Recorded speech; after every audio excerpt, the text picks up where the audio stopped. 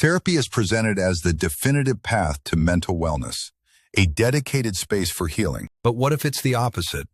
For up to 1 in 5 people, therapy actually makes things worse. This isn't a bad fit. It's a clinical issue. Iatrogenic effects, meaning harm caused by treatment.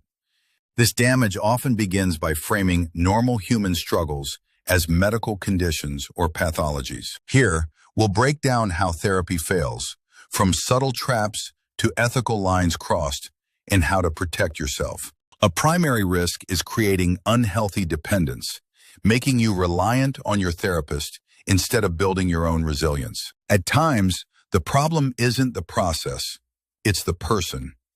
A therapist's own burnout or bias can be projected directly onto you. This looks like them imposing their personal, political, or religious beliefs onto your life choices. Or they may lack cultural competence, leaving you feeling completely and utterly misunderstood. Your session becomes about them when they talk excessively about their own life. This is a professional failing. So, a therapist's personal issues can cause harm.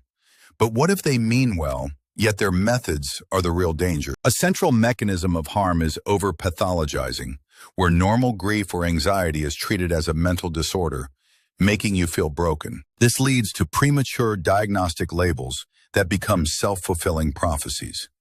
But you'll soon see how specific techniques can be dangerous. Here's how. Some therapists stick to one model rigidly. If their method doesn't fit your needs, it's not just ineffective, it's actively harmful. Worse, certain memory retrieval techniques are linked to creating false memories, causing profound and devastating damage to individuals and families.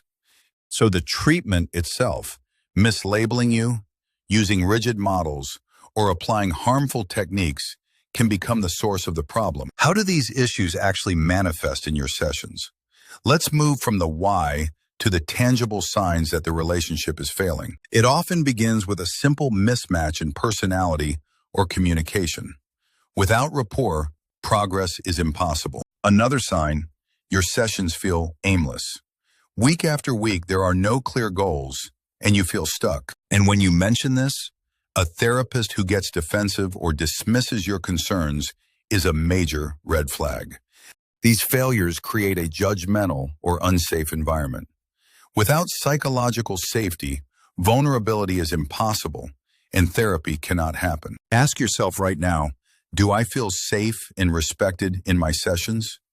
Am I moving toward clear goals? We've covered incompetence and bad fits, but at times the problem is far more serious.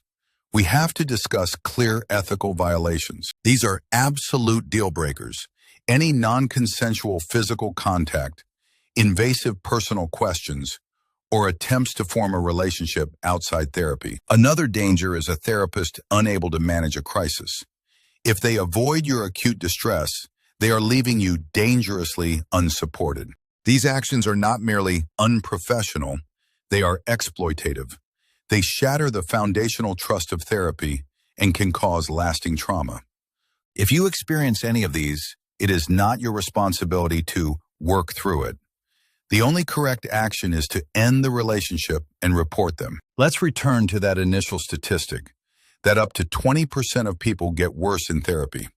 Now we understand how. It's when a therapist's personal failings, like burnout or bias, directly lead them to over-pathologize your emotions or create dependency. This occurs inside a flawed structure, aimless sessions, or an unsafe environment that allows the damage to grow. This is the formula for iatrogenic harm. When therapy makes you worse, it is a perfect storm. The wrong person using the wrong methods in the wrong environment. Seeing this pattern is key. This isn't an attack on all of therapy. It's a powerful tool for millions. But any powerful tool can cause harm when used incorrectly. You are not a passive patient. You are an active consumer of a service, with the right to ask questions, provide feedback, and expect results. The main takeaway is this: trust your gut. If sessions consistently leave you feeling worse or unheard, it's not just okay to leave, It's necessary. If you found this valuable, share it with someone who needs this information. Let's create a more empowered mental health community.